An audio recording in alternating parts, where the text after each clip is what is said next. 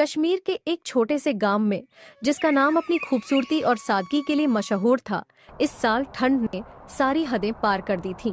यहाँ हर साल सर्दी पड़ती थी, लेकिन इस बार मौसम ने ऐसा रूप दिखाया कि लोगों की जिंदगी थम सी गई। बर्फबारी ने हर गली मोहल्ले को ढक दिया था और आसमान से लगातार गिरती बारिश ने ठंड को और भी बेहिसाब बना दिया। लोग अपने घरों में कैद होने पर मजबूर हो गए थे। जिन गलियों में कभी बच्चों की खिलखिलाहट गूंजती थी, अब वहाँ सन्नाटा पसरा हुआ था। ठिठुरन इतनी थी कि लकड़ी के चूल्हों की आग भी लोगों को राहत नहीं दे पा रही थी। गांव के बड़े बुजुर्ग भी कहने लगे थे कि उन्होंने अपनी जिंदगी में ऐसा कहर पहली बार देखा है। इस गांव में राजू और उसकी पत्नी सुनीता रहते थे। दोनों का जीवन साधारण लेकिन खुशहाल था, लेकिन इस बार की ठंड और बारिश ने उनकी जिंदगी पर भी गहरी छाप छोड़ी। लगातार होती बारिश और बर्फबारी। मेरे पास अब कुछ भी नहीं बचा है, तुम कुछ करती क्यों नहीं? आखिर तुम भी तो इस घर की जिम्मेदारी संभालती हो। मैं क्या कर सकती हूँ राजू, सब कुछ तुम्हारे सामने ही है। तुम्हें तो पता है इस बारिश में कुछ भी मुमकिन नहीं है। मैं खुद इस हालत में परेशान हूँ। तो फिर मैं क्या करूँ? खेतों में कुछ बचा नहीं है, सब बर्बाद हो चुका है।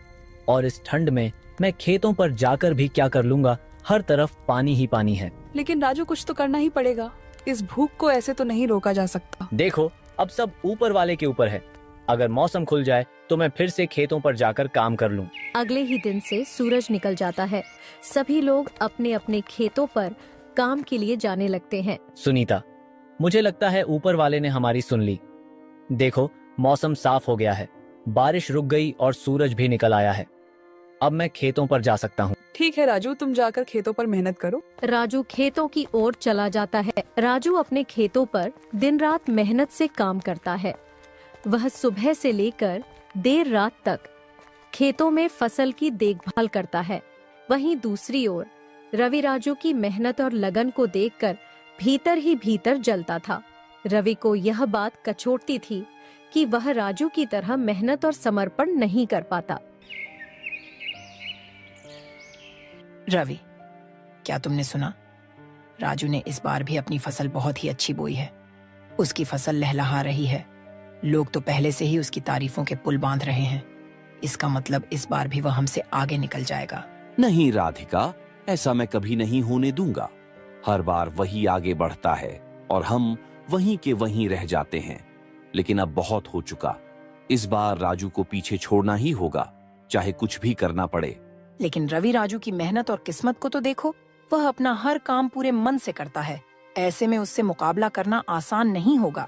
तुम बस देखती जाओ राधिका, इस बार मैं ऐसा कुछ करूंगा कि पूरा गांव मुझे याद रखेगा।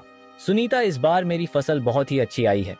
ऊपर वाले ने चाहा तो मुझे उम्मीद है कि यह काफी अच्छे दामों में बिकेगी। हाँ राजू, मैंने भी सुना है कि तुम्हारी फसल इस बार बहुत बेहतरीन है। तुम्हारी मेहनत दिख रही है। मुझे पूरा यकीन है कि तुम अच्छे दामों में अपनी फसल बेच सकोगे। धन्यवाद सुनीता।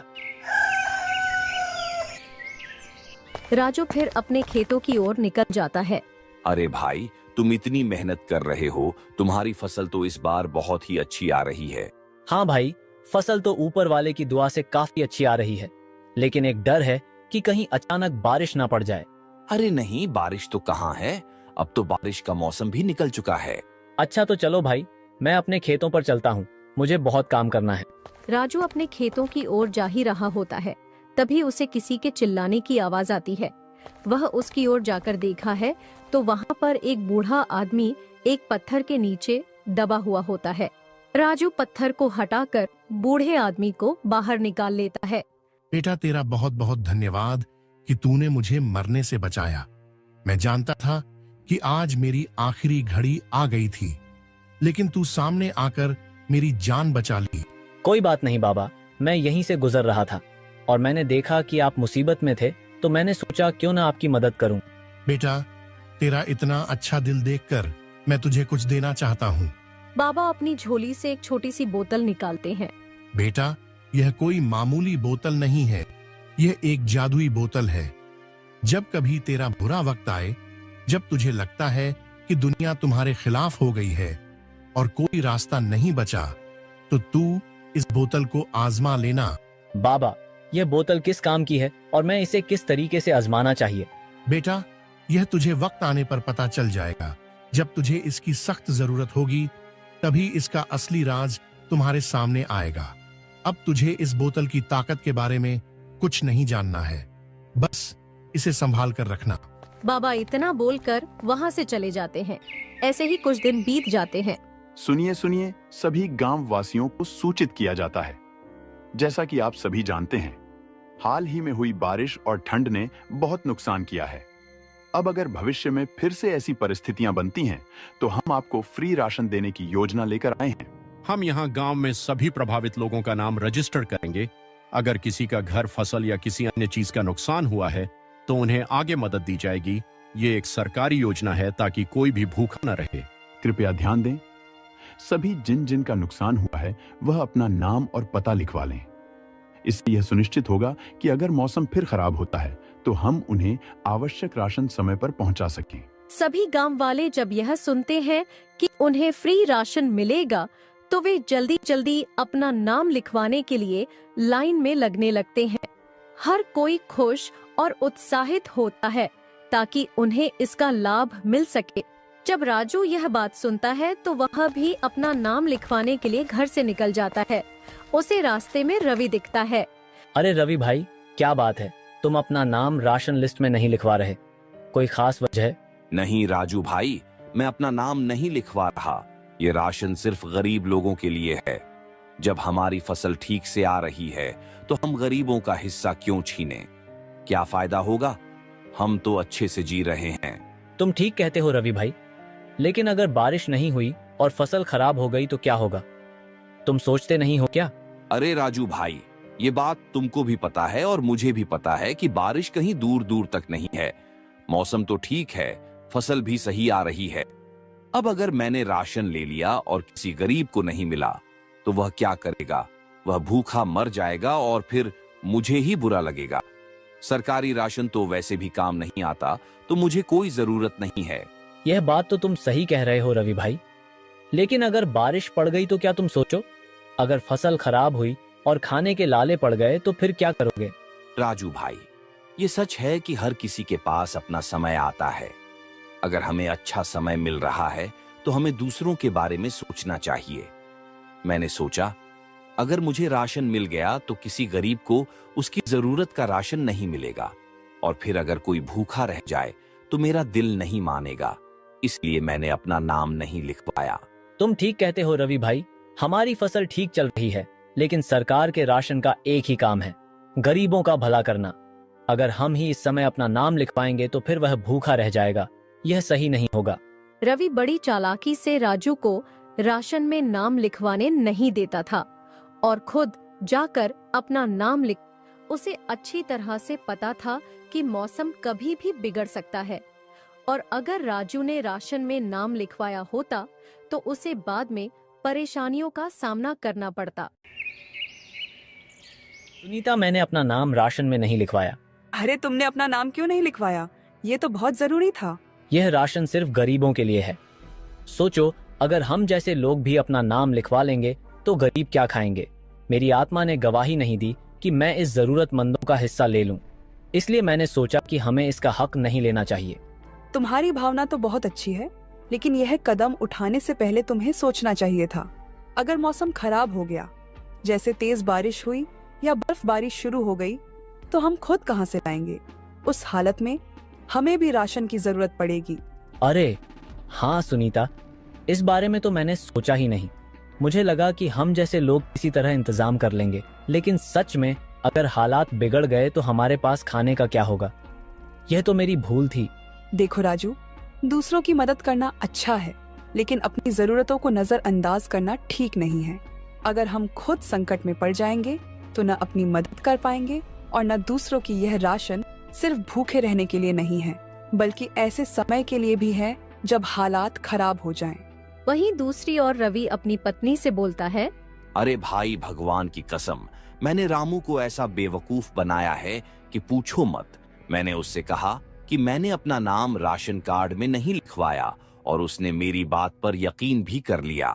सच में? अरे ये तो बहुत बढ़िया किया तूने। अब सोच, जब बारिश पड़ बढ़ेगी या बर्फ गिरेगी तो बेचारा रामू भूखा मरेगा और हम तो आराम से अपना राशन लाकर घर में मजे करेंगे। सही रही हो भगवान, वो तो वैसे भी सीधा साधा है। मैंने उसे कहा कि राशन कार्ड में नाम लिखवाने का क्या फायदा, सरकार बस झूठे वादे करती है, और उस मूर्ख ने तो मेरी बात पर आंख बंद करके भरोसा कर लिया। ऐसे ही कुछ दिन बीत जाते हैं।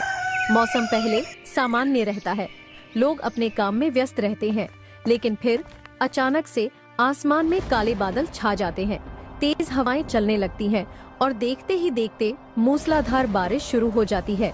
बर्फ गिरने लगती है जिससे तापमान तेजी से गिर जाता है। इस अप्रत्याशित मौसम से पूरे गांव में अफरा तफरी मच जाती है।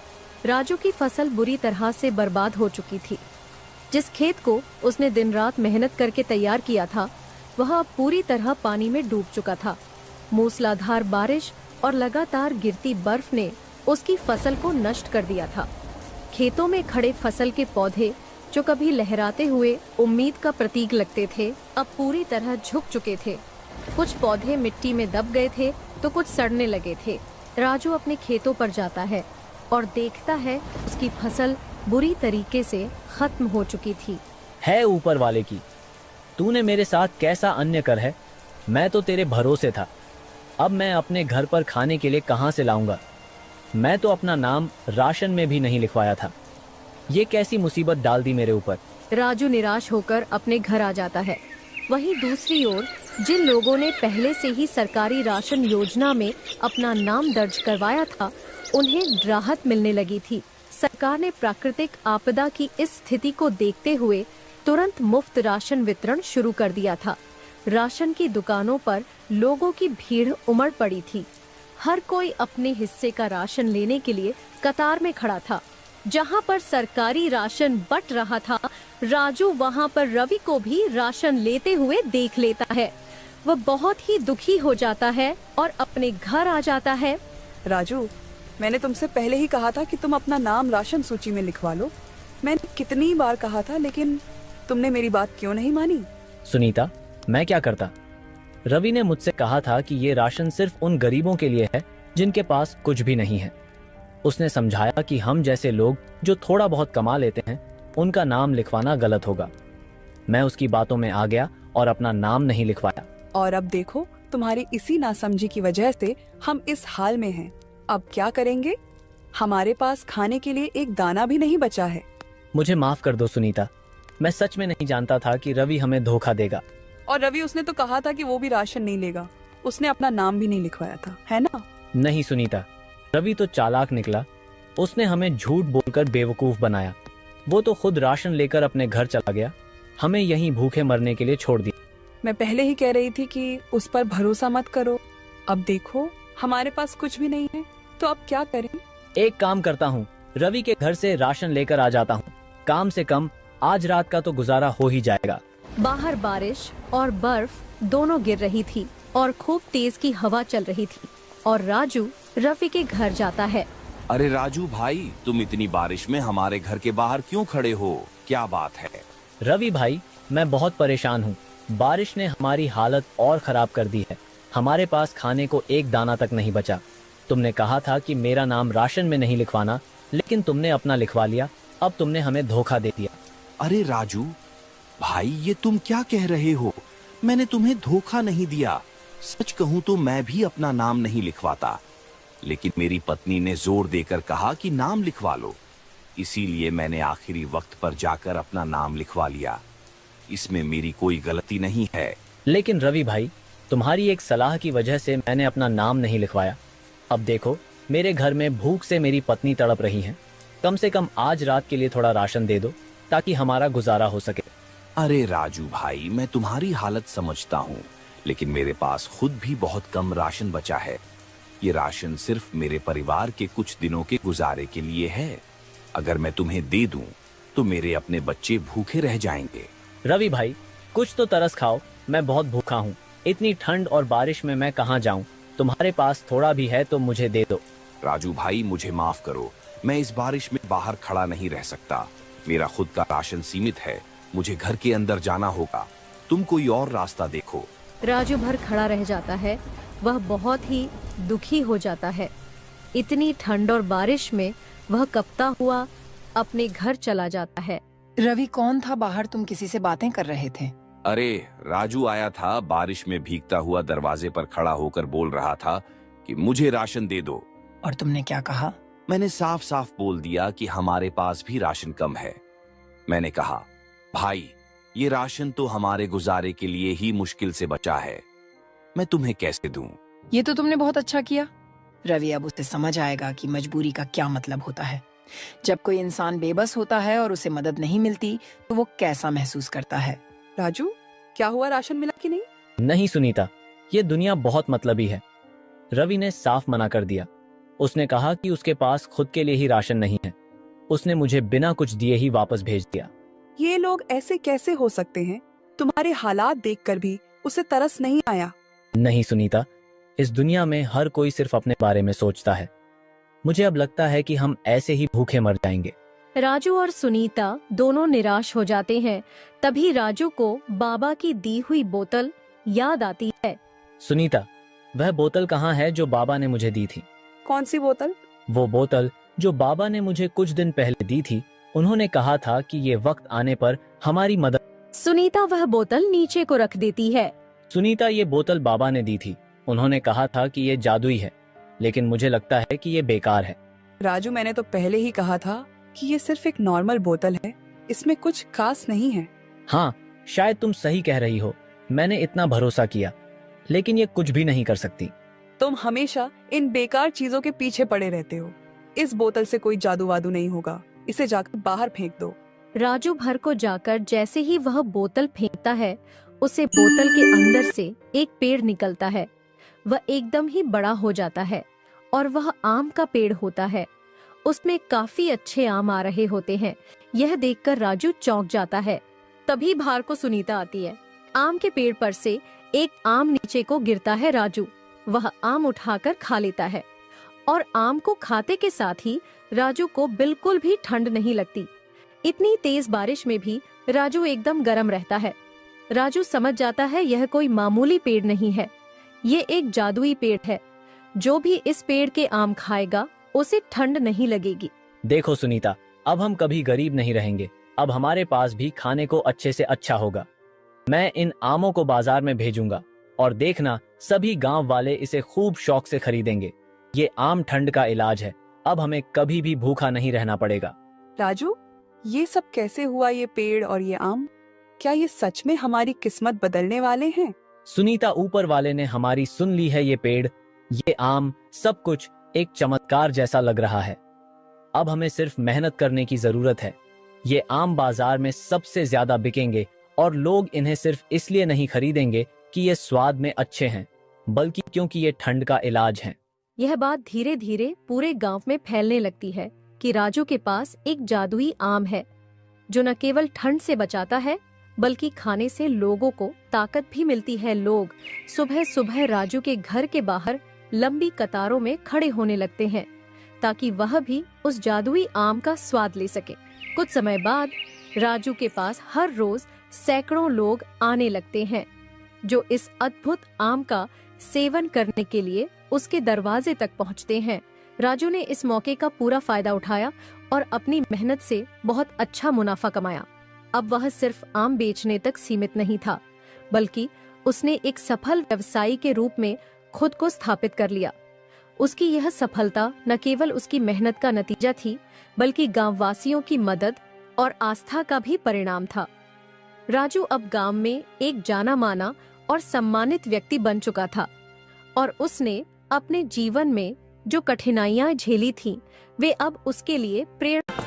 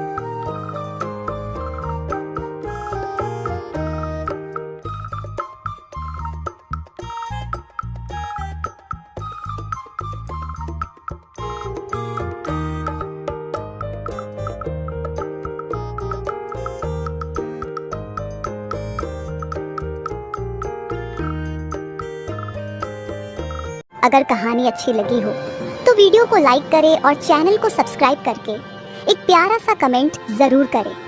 Thanks for watching.